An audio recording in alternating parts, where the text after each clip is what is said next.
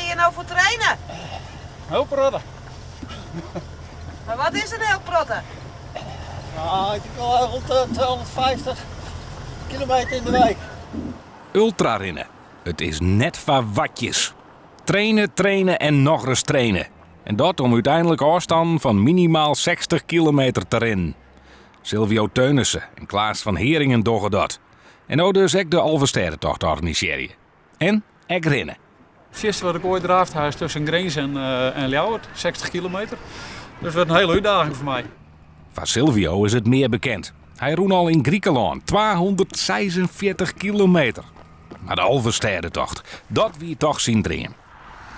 Nou, weet je, ik ben natuurlijk in de ultrawereld voor een paar jaar teruggestapt. En ik heb veel van die lopen gedaan. Ik heb een Spartathlon gelopen in 2015. En dan is het toch wel heel erg mooi dat je zo'n grote loop in Nederland en dan vooral in Friesland kan houden. Maar het is wel een put. En organiseren en tegelijkertijd draven. Nou, in het voetbal hebben ze dat ook wel, hè, spelen managers, dus dat gaan wij ook doen. Maar we hebben wel een race director aangesteld, dat is Ed van Beek. En voor de rest hebben we natuurlijk nog wat mensen die we erbij betrekken die ons zorgen, hè, in die 2 dagen. Jongetje maaien, 2018, dan is het Safir. Denk je, dat is wel wat voor mij? Nou, denk dan maar eens even goed mee. Jo moet er wel wat van dwaan. Nou, het is sowieso geschikt voor mensen die al een enige loopervaring hebben.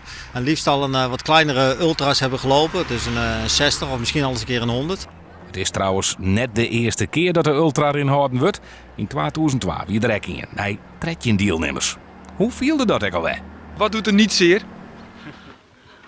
Weinig. Wolle jo het dags beziekje, dan is er één devies.